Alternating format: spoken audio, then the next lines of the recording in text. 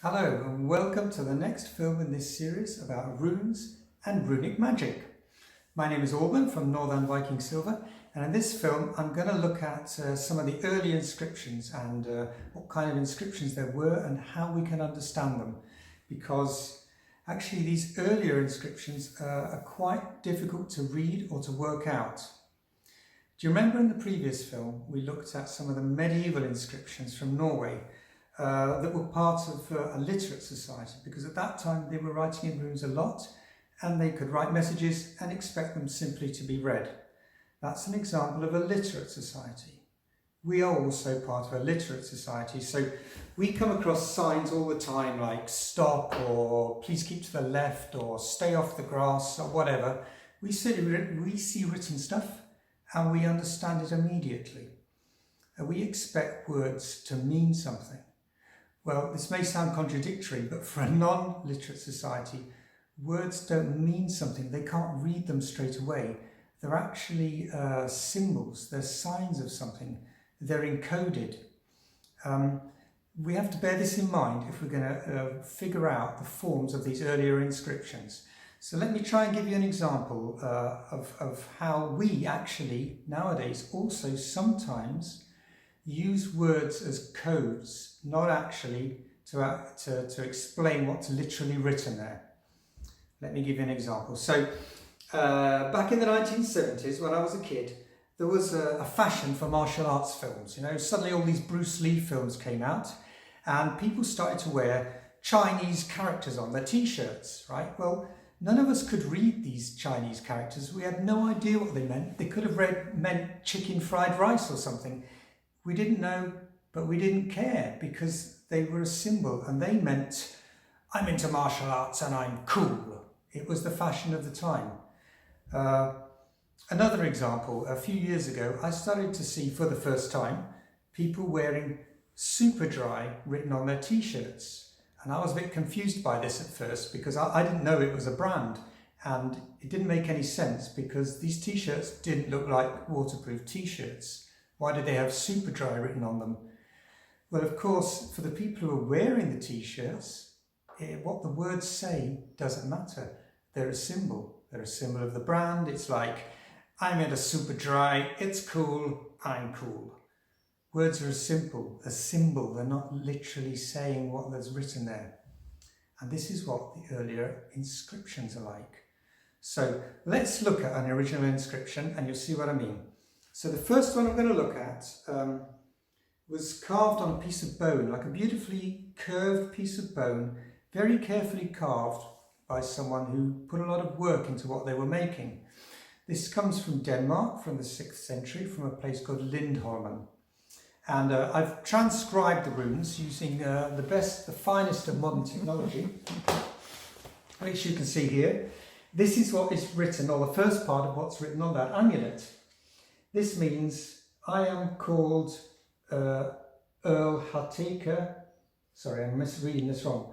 I am called Earl of the Sun. I am called Earl of the Sun. This word here, interestingly, Erilas, is related to the modern word Earl, which is related to the Norse word Jarl.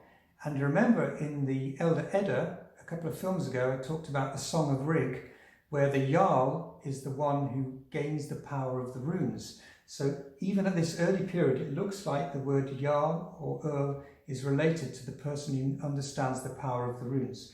This is the first part of the inscription. I am called Earl of the Sun. And then the second part, typically for these early inscriptions, has a row of apparently meaningless runes. Like, these are obviously not meant to be words. They couldn't be words. But this is these kind of formulas often turn up on the early inscriptions. I'll come back to that in a moment.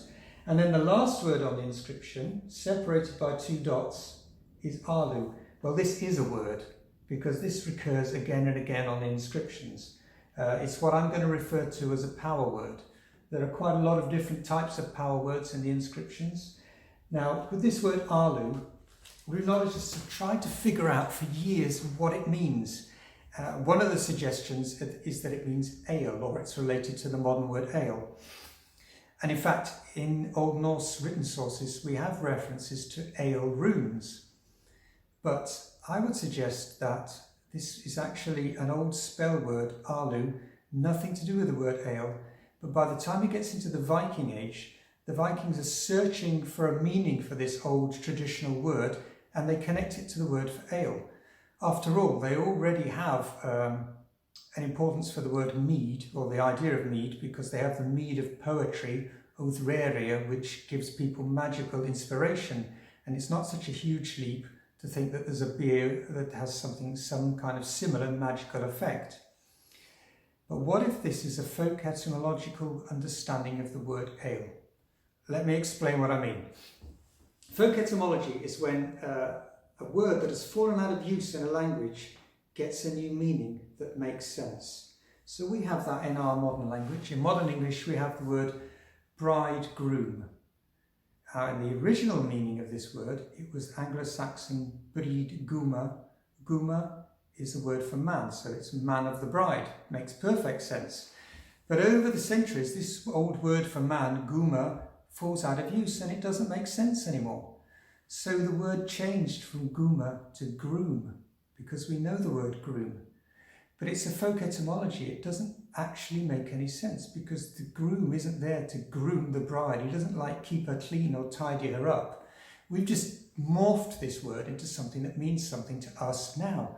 And this could be what happened with the old word alu in the Viking Age, is they started to assume it had something to do with ale runes. Now, I'm going to look at some more inscriptions. But before I do, I want to throw out an idea to you to think about.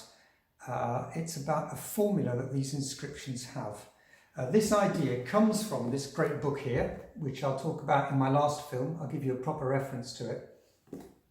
In this book, the authors suggest that these inscriptions contain one or more of 5 elements, and these 5 elements repeat themselves. So, one of the elements is a row of letters, like we've just seen in the Lindholm amulet. They're not spelling anything out. They could be part of a futhark or an entire futhark or just a row of letters.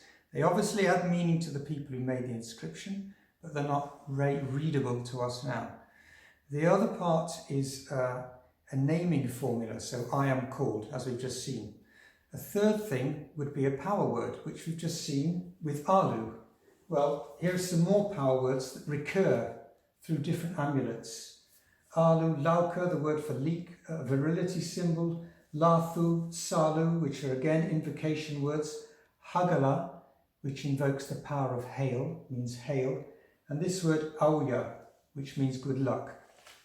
So that's the third element. The fourth element that some of the inscriptions have is a magical symbol. So that could be something like, these are some that occur in inscriptions, a swastika, an old sun symbol, or a triskel, or this strange pine tree symbol. We don't really know what this means, but it must have had some significance to the people making the inscriptions. And then the fifth element, bizarrely to us, is just a description of the object that the inscription is on. So it could be horn or brooch. And these elements occur, sometimes it's only one or two of them, sometimes it's all of them together. Just something for you to think about. I'll come back to that in the second part of this film. Okay, I'm going to look at some more examples of original inscriptions. So, there were a couple of brooches found in the 6th century, produced by the Lombards. This one is an example. This one has Godahild, which is a woman's name, followed by Wunjo, which means joy. So it's like a woman's name followed by a power word, joy. Here's another one. Another brooch, Asiboda, woman's name, followed by the word for blessing. Now this is moving on to the Viking Age. Actually, this is 11th century Dublin. This inscription was scratched on a small piece of antler. And it says, Hornhjarta, which means heart's horn, antler. Ausar is a man's name. And this word lau is, in this case, it's the power word. It means protection. So we have heart's horn, protection, ausar. Interestingly enough, this word lau is related to the modern English word lee, as in the lee of the wind, where you're protected from the wind. This is another Norse inscription. This is from 7th century Norway. It simply says, "This is a brooch," naming the object. Naukle means corpse protection.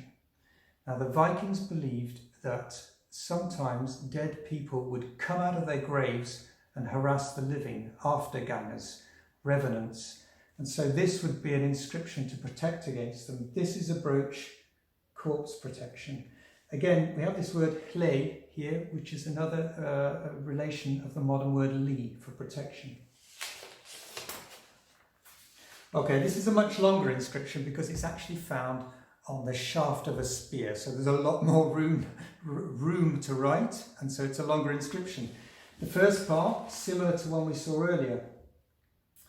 "I am called Earl Muha and Sugisala's son." Again, we have this word erilas, the word for earl. And then the next part, this is a power word that occurs again and again, or forms of this word, ga ga ga. It means howl or roar, and it must be bringing up the idea of the roar or the howls of battle. So I invoke the howls of battle. And this part means I invoke hail in the spear, or I invoke the power of hail in the spear. So this is a magical invocation on the shaft of the spear to give it power in battle. Okay, I'm staying with the idea of spears at the moment, and there were 3 spearheads found, produced by the Goths.